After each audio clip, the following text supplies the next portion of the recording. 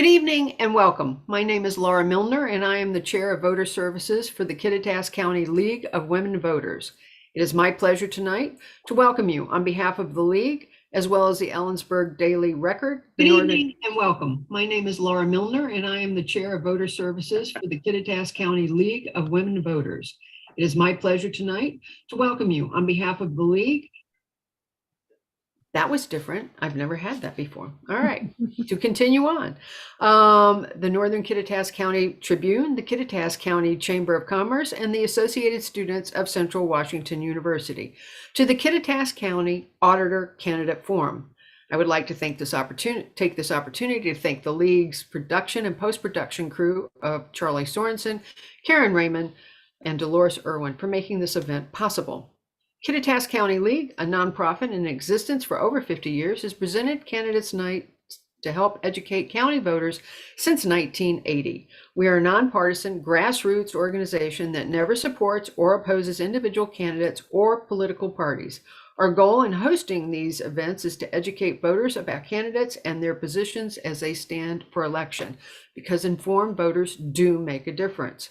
The League of Women Voter records and retains a full unedited copy of all candidates' forms. If any portion of a League form is redistributed out of context to make a candidate appear to say something they did not say, or edited to make a candidate look bad or in any way that they did not actually look at the original form, then the League of Women Voters will alert the media, provide the unedited video for comparison, and file appropriate complaints with any applicable governing authority. Tonight's forum will focus on candidates running for county auditor. The practice for the Kittitas League is to hold candidate forums as follows. Every candidate running in a contested election for any particular position is invited to participate in a League of Women Voters candidate forum. They're contacted via email and, if necessary, certified mail delivery. We vigorously pursue candidates, confirm their availability, source questions from the community, promote the event, and stage the event. If both candidates agree to participate, but only one candidate shows, that candidate will be allowed to make a 2-minute statement. No surrogates will be permitted to read statements or appear on behalf of the candidate. Be aware that the League takes candidates and forms quite seriously. Local, state, and national League rules dictate that candidates for each position must be at the candidate event. Otherwise, it can appear partisan. When we have unresponsive candidates, the community, the voters, and our democracy loses. The two candidates that are running for county auditor and that have graciously agreed to appear here are Brian Elliott and Jerry Pettit. As we begin, I want to note that our ballots were mailed today. Please call the auditor's office if you don't receive yours in a timely manner after today. You still have time to register or change your address. You can do so online until October 31st and in person at the auditor's office or CWU's engagement hub by 8 p.m. on Tuesday, November the 8th. Your ballot must be postmarked on or before November 8th by 8 p.m. and be aware local post offices have varying closing times, so mailing by October 26th is probably a voter's best bet. There are also 9 ballot drop boxes throughout Kittitas County. If you are unsure where yours is, do check the auditor's office website for their complete list. In addition to this live stream event, the recording will be on the Kittitas League YouTube channel with links found at kittitasleague.org. We thank the following media partners for also sharing these forums: ECTV, Spectrum Channel 191, Ellensburg Daily Record, and Northern Kittitas County Tribune. We have discussed the ground rules for the forum with the candidates prior to today's event. My job is to keep us on time and on task, which means that if a candidate goes past their time, I will move us along.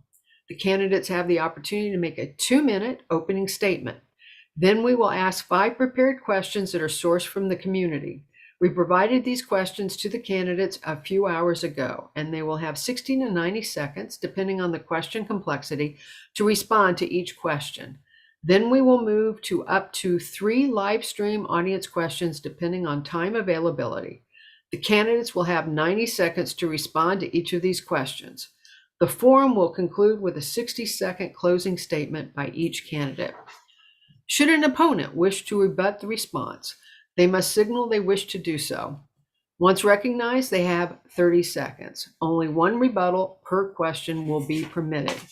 We will rotate the order that the questions are asked, so no one candidate must always answer first. And if I make an error in that regard, gentlemen, do let me know. If you are viewing this live, you can submit a question by texting to 509-654-9030. The questions must be for both candidates. League members will review the questions. We may combine or edit them for clarity, nonpartisanship, and time limitations.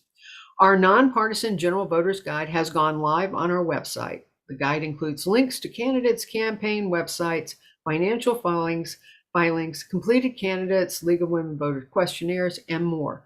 We urge you to check it out and share it with other voters. At this time, we would like to welcome candidates Brian Elliott and Jerry Pettit to this forum. Thank you both for taking the time to be with us, and thank you for your willingness to serve our community as a county auditor. As we discussed earlier, I will alternate who answers first, but we start with how candidates appear on the ballot. So we will begin with opening statements. So Mr. Elliott, we will start with you. You have 2 minutes for your opening statement. Thanks, Laura. And first off, I'd just really like to thank the League of Women Voters, the Daily Record, the Tribune, the Chamber, the Associated Students of CWU for putting this forum together. I know a lot of work goes into these events, and I think what you're doing is really what it's all about as we come together and explore ways to make our county better. As a lifelong Kittitas County resident, I'm proud to have the opportunity to be here today. I grew up in this valley. I graduated from Ellensburg High School. I have a degree in political science from CWU, and I currently live in Ellensburg with my wife, Sierra, and 3-year-old son, Jackson. After graduating from CWU, I was commissioned as an officer in the United States Army. I served 5 years on active duty, including an overseas deployment in the Middle East, where I was a senior advisor to a multinational training program focused on assisting host nation forces in securing their hostile borders. I'm now a troop commander in the Washington Army National Guard and a business consultant working with the franchisees of a Fortune 500 company. I'm running for Kittitas County Auditor to bring fresh leadership and energy to the office by leveraging my diverse experience in both the military and private sector. As auditor, I will ensure election transparency and integrity, provide budget and fiscal leadership, and build a customer-centric office culture while renewing the spirit of innovation. I'm proud to have received the endorsement of all 3 county commissioners and other county elected officials, multiple city council members, and organizations such as the Affordable Housing Council of Central Washington, as well as dozens of our community leaders. I'm excited for this opportunity to lead and to give back to the community that I grew up in. Thank you. Thank you. Mr. Pettit, you have 2 minutes to make your opening statement. Thank you. Thank you to the League of Women Voters, the Kittitas County Chamber of Commerce, the Daily Record, the Northern Kittitas County Tribune, and the Associated Students of Central Washington University for hosting this candidates night. It is important for our voters to know the issues within a race, the differences in the candidates, and the knowledge of who the candidates are. Thank you, Brian, for your service to our country. I work very hard for our veterans of our county through the Veterans Coalition, especially for our veterans in need. I received the award for contributions to the welfare of veterans in Kittitas County by the Vietnam Veterans of America Washington State Council. Experience matters in this race. The County Auditor's Office is a complex operation of 5 different divisions. The office has significant oversight with the structure of our county government. Recently, the State Auditor's Office set the county on a biennial accountability audit because of our good record of compliance. I have 17 years experience in the position with extensive experience in private business, nonprofit, government, and 10 years with the State Auditor's Office, all while operating my own business and small family farm. I bring a degree in accounting from Central Washington University, experience in licensing and titling from private business, and continue to maintain status as a certified election administrator in the state of Washington. The Auditor's Office has received multiple awards for budget presentation from the Washington Finance Officers Association and the Stewardship Award from the Washington State Auditor. I am the only auditor to receive the Secretary of State Voter Outreach Award twice, an award for outstanding mentorship from the Associated Students of Central Washington University. I've served 3 years on the U.S. Elections Assistance Commission Standards Board. I look forward to answering your questions. Thank you. Thank you. All right, so question number 1, Mr. Pettit, we will begin with you. You will have 60 seconds. An auditor's job involves more than just elections. They also include licensing, recording, and finance. Please briefly explain what these three functions involve, the audit procedures surrounding each function, and how, via credentials and/or experience, your background qualifies you for this position. So in recording, we maintain property transaction records and anything having to do with property. We also do marriage licenses. I have 17 years experience in this system. I've been the chair of the Archives Oversight Committee with the Secretary of State's office. The audited process is once a document is recorded, we set up the we set up the recording number, which then provides for transactions to occur for people who are transferring property. We also index and verify using a second person. That's how we maintain the security, the accuracy of these records, which go back to the beginning of county in 1883. It's hugely important, as the county auditor is the keeper of the documents. In licensing, I have years experience in private business and licensing and titling, and we do peer reviews internally for our transactions. The finance function we've talked about, it does all of our financial reports. We do all the budget prep and monitoring. We do all accounts payable and payroll, as well as accounts payable for our districts. We create public trust in the finance as a result of the stability of the financial records of our county. We're in good shape. I have a BS in accounting from Central Washington University and extensive experience in private business.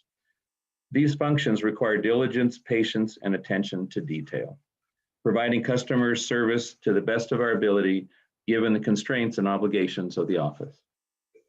And I apologize to you, Mr. Pettit. I said 60 seconds. You had 90, and you did use your 90. So I appreciate you ignoring me.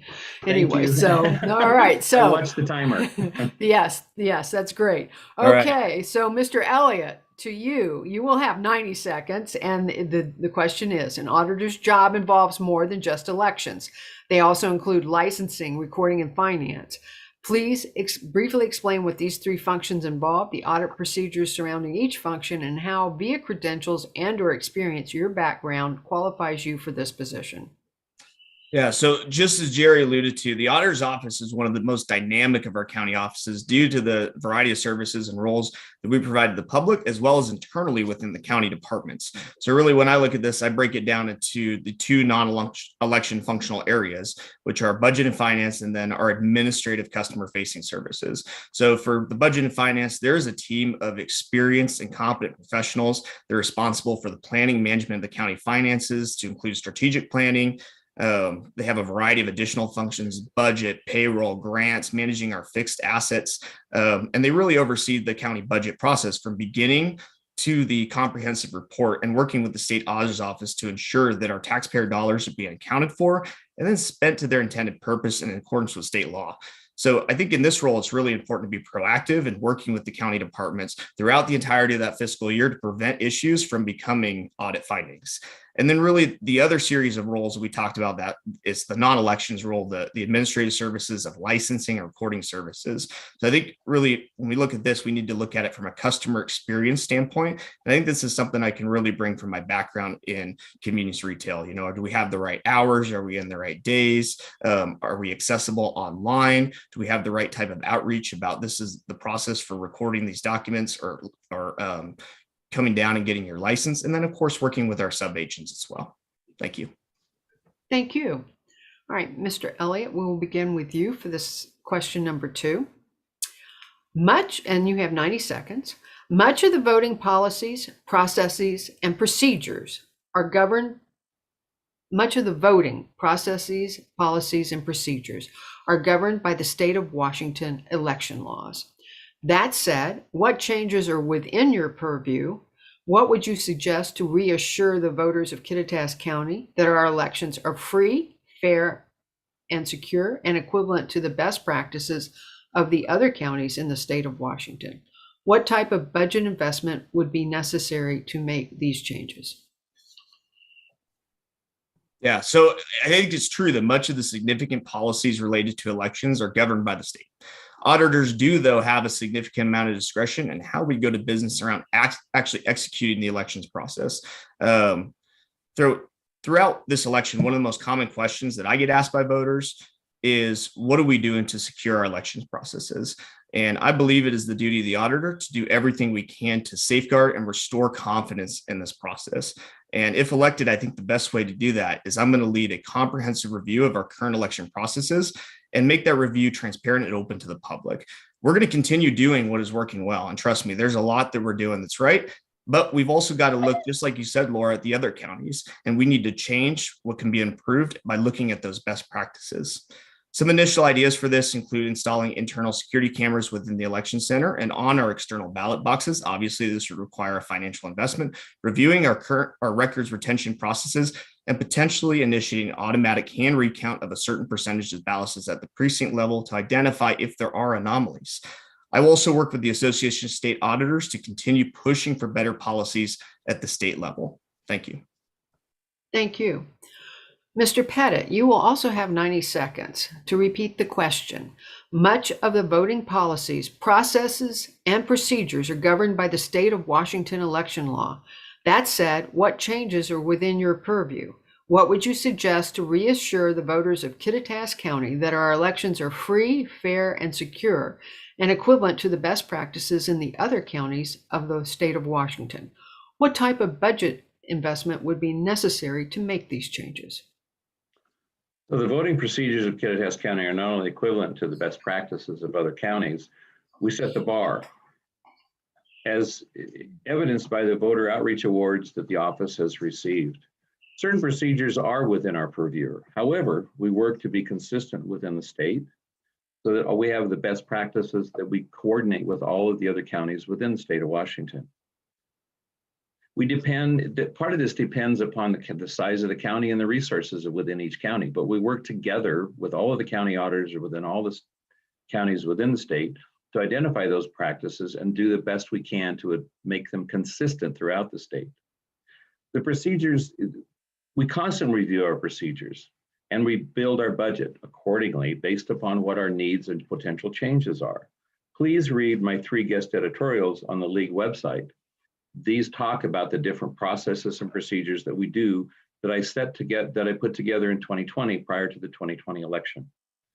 I strive to educate voters individually, in groups, in any way possible. Some of the things Brian was talking about, we already do. We already do hand recounts, or what they call audits of batches after the election day is completed, as well as the LNA tests that we do prior to each election to ensure that the system is going to work properly. Thank you. All right, so question number 3 and number 4 is a two-parter with a common introduction. So, inclusion and exclusion are two ends of a voting spectrum, including underrepresented populations who are entitled to vote and excluding those populations who are not, the proverbial dead voter and/or the voter who has moved. So, toward that end, question number 3, which Mr. Pettit would begin, and you will have 60 seconds. What groups are underrepresented in Kittitas voting, and how might your office work to get out the vote for these populations? So while the auditor's office is not responsible for voter registration drives, we've been proactive in partnering and supporting the work of the groups who do outreach among voter population. The example, the students of Central Washington University, the League of Women Voters. We had a church organization come into the office today. We support those procedures, we support that process, and we help them to try to get as much done as we can. The auditor's office worked alongside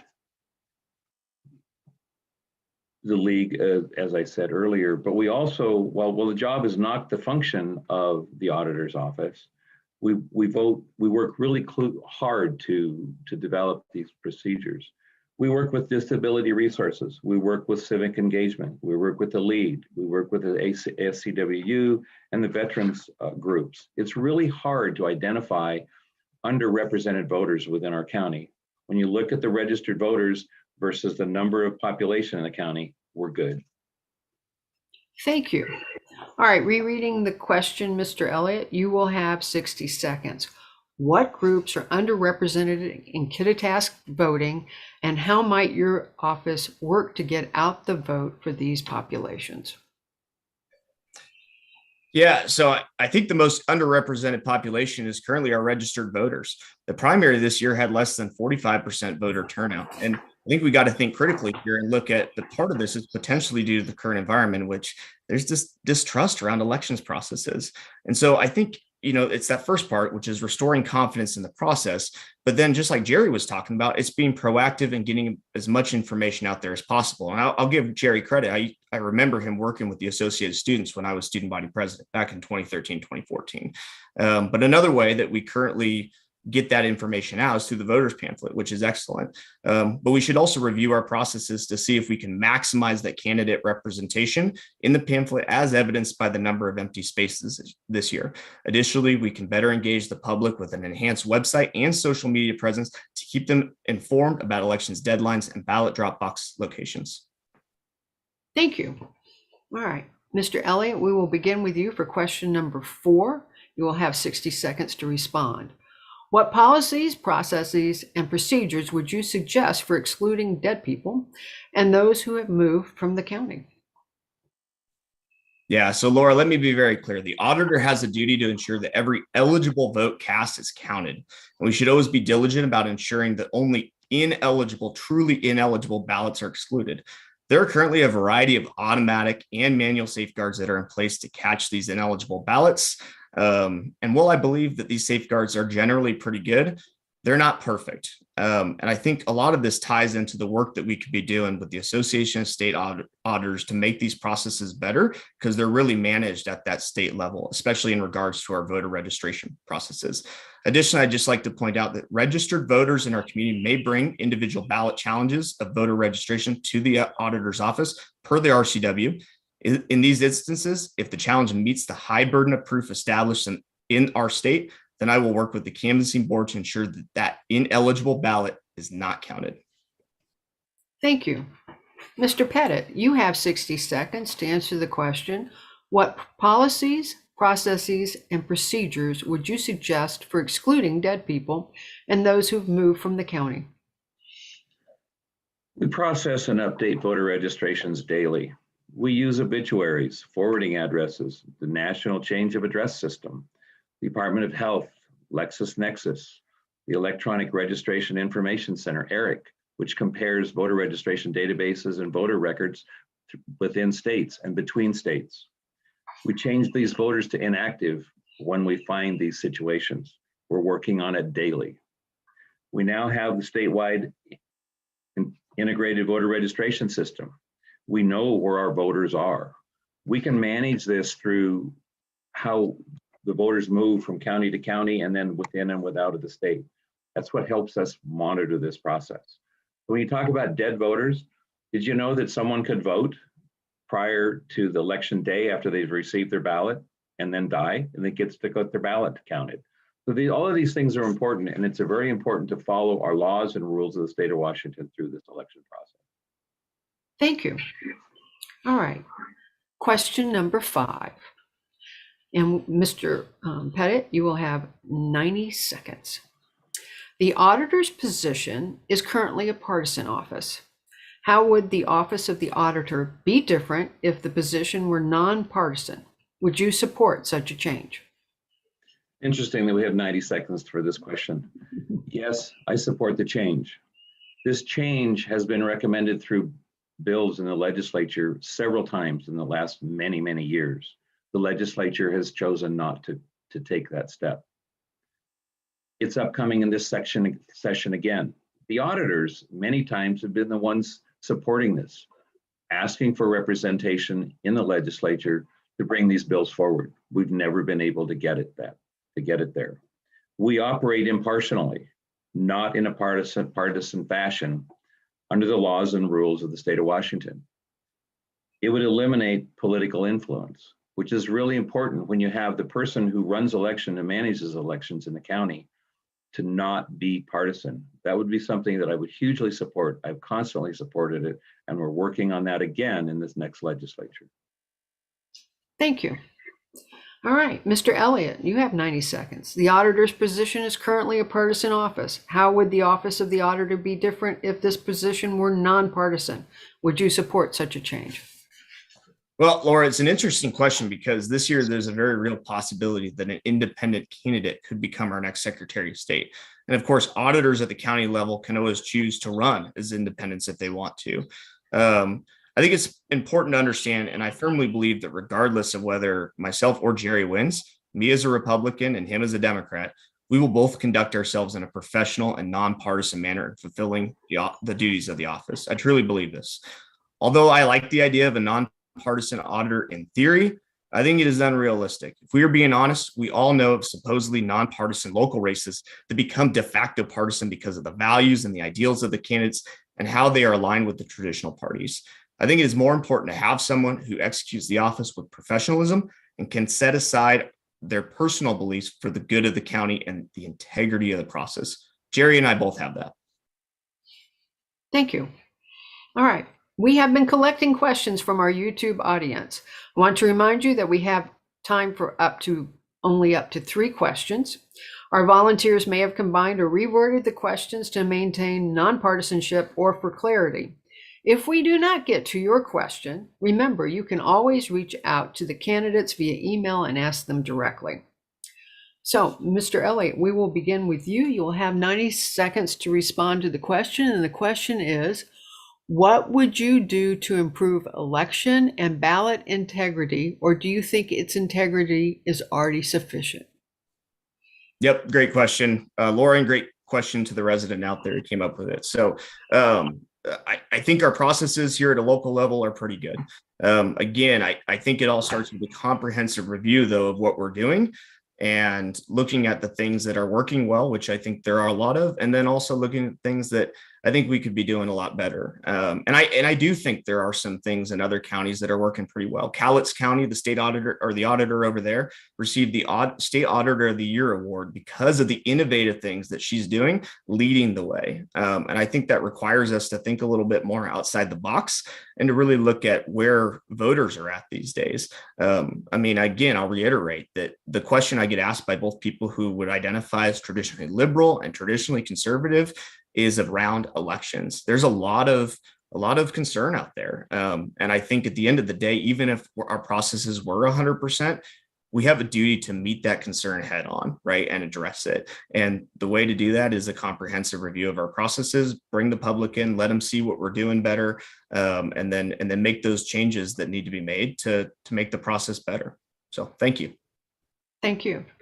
Mr. Pettit, you will have 90 seconds to address what would you do to improve election and ballot integrity, or do you think its integrity is already sufficient? So public access has never been denied. In the last 17 plus years, I've worked very hard to encourage people to be involved in the process. Unfortunately, what we have is very few people come to actually observe the process. Very few people come to actually see what we do. I do everything I possibly can to encourage people to come. I would like to educate. It's one of the best, most fun parts of my job. We also have, as required by law, a periodic full audit and review by the Secretary of State's office of all of our procedures and processes and compliance of the law through our elections process. We've never really had any problems with that. And also what they do is they take best practices from us, which we have many that have been pushed forward to other counties. Again, the Washington State Auditors Association gets together constantly, including with an annual elections conference and monthly meetings that we have video-wise in order to move forward all of our ideas, in order to improve the processes consistently statewide. It's one of the best affiliate organizations that I've ever been involved in. We work very, very well together and look very closely at each other's ideas. Thank you. All right. So, Mr. Pettit, we're going to begin with you for the second audience question. 90 seconds. What would you do as auditor to confront misinformation and disinformation about the integrity of elections? We work very hard at that already. Many people come in and call to ask about the situations with the different things that are of their concerns. I'm always willing to talk with people. We do it all the time. We work with them to try to understand what their concerns are. It's very difficult sometimes to change people's minds, but those that we have an opportunity to talk with, if they will come in and at least talk to us, which is difficult sometimes to get people to do, we work with them very closely. I understand the concerns. There's concerns everywhere regarding the elections process. There's significant misinformation. There's significant malinformation. What I always want to encourage is come in and see what we do. We listen to them very closely. We want to show them what we do. The best job that we can do in any way, shape, or form in this process is to encourage people to come in and see what we do.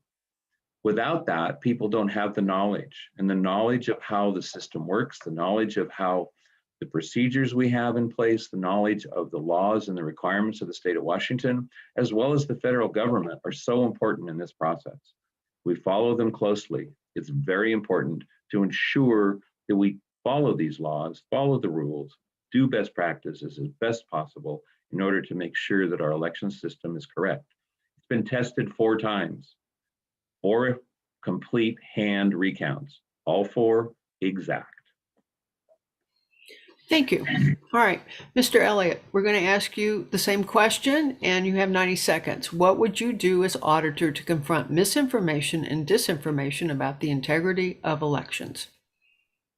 Yep. So I think I would just frame the question a little bit different too, right? And the way I like to look at this is restoring confidence in our processes. So there is, I think, misinformation out there. I think there are probably some malicious actors. I think we definitely see that on a national level with some of our international opponents, right? Who maybe try to feed some stuff into our elections and get people to not trust the process. But at the end of the day, I think that we need to be transparent in our approaches. And one thing I'll give Jerry a lot of credit for is that I went to the logic and accuracy test during the primary. Very informative process.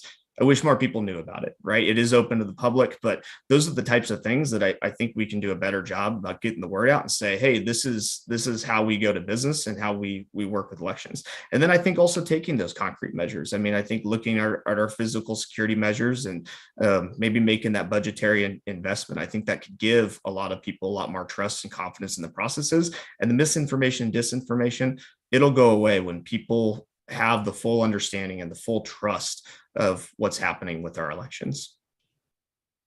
Thank you. All right, so Mr. Elliott, we're going to begin with you for this third and final question. How would you handle a situation where you discover financial mismanagement within county government? There we go. Okay, so complex question because I'm not sure specifically what the issue is. However, I'm just going to say this. This would be my chain of thought going through. The first thing that I would do is I would approach the department or the individual who's making the error, because in some situations we might just be making a legitimate error. Somebody doesn't fully understand the policy of the law. We've got to educate them, right, and correct it immediately. In another situation in which we uncover something that is nefarious, this is at a point in which we got to make a recommendation to our law enforcement and our prosecutor, right, to get a criminal investigation going. So I think it's a fine line there. It kind of depends on what we're looking at, but at the end of the day, working with those professionals in the budget and finance department and leveraging their expertise and their decades and decades of experience to really understand what we're looking at and make that determination. Hey, is this just a conversation where we need to go in and correct the record? Or is this a situation in which we believe somebody is actually doing something that is truly illegal and nefarious against the county? So, a lot of situations out there. I think people make honest mistakes.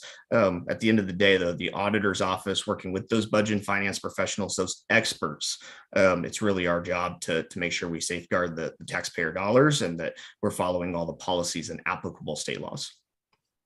Thank you. All right, Mr. Pettit, third and final question, 90 seconds. How would you handle a situation where you discover financial mismanagement within county government?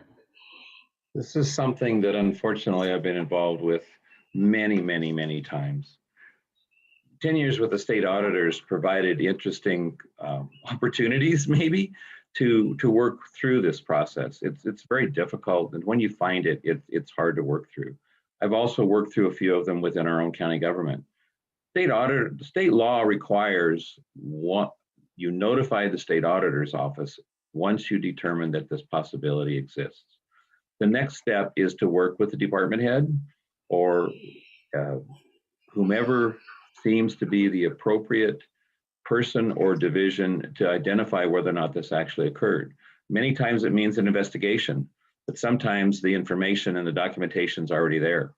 It means that you have to start a process that is difficult. You've got to start working with the department head, you have to work and then call in the individual. It's important also that once you do this, once you find out what's going on, you inform HR, you inform the prosecuting attorney's office. You always want to make sure you're following a procedure where you don't end up getting yourself into a situation or the county into a situation for additional liability and potential litigation. It's so important to walk through this process very carefully and very closely. Just make sure that you deal with it very impartially, and start working through the process to ensure that you've got the documentation and it's there. All right, thank you. All right, so we now are at the closing statement portion of our evening. And so, Mr. Pettit, you have 60 seconds to make your closing statement. Again, thank you to the League, to the Chamber, to the Daily Record, to the Northern Kittitas County Tribune, and to the Associated Students of Central Washington University. Experience matters. My education, experience, relationships provide the necessary requirements for this position. The Kittitas County Auditor's Office staff continue to rise to the challenge of providing the best possible customer service to our growing population as stewards of the resources available. My service to Kittitas County, both in the position and through the volunteer work, has been hallmarked by professionalism, honesty, and a willingness to work with others to find creative and collaborative solutions. My work with the legislature has been extremely important to protect and help citizens of Kittitas County. I'm eager to continue the good work. Your vote is important. It is your voice. It is your responsibility. Thank you. Mr. Elliott, you'll have the final word. 60 seconds to make your closing statement. Again, I really appreciate the opportunity to be here today and for all the work that went into this event. I'd reiterate that I look forward to leveraging the experience that I've had as a operations manager in the military, leading organizations of up to 100 personnel, overseeing budgets and equipment and facilities worth hundreds of millions of dollars, and working directly with our small business leaders to enhance their profitability, face the labor and inflationary challenges that they do every day. These are the experiences that I'm going to use to continue elevating the level of service provided by the auditor's office to the local community. For the first time in over a decade, I'm offering voters an alternative to the current 17-year incumbent county auditor. Please visit my website at www.brianelliott.org to learn more about me and my priorities for the office and the many current and former local elected officials that are supporting me. Thank you. Thank you. We would like to thank Mr. Elliott and Mr. Pettit for sharing their views and their willingness to serve as county auditor. We want to thank our co-sponsors, the Ellensburg Daily Record newspaper, the Northern Kittitas County Tribune, the Kittitas County Chamber of Commerce, and the Associated Students of Central Washington University for sharing the information about these forums and these forum videos throughout the voting season. Finally, thank you to the many league volunteers who make these events possible.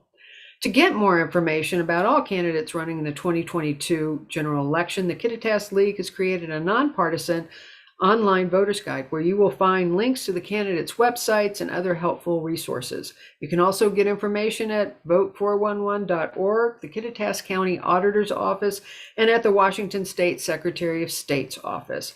Remember to vote for the candidate that best represents your view. Every vote counts. Your vote matters, and I want you to join me by casting your ballot in the November 8th general election. Thank you and good night.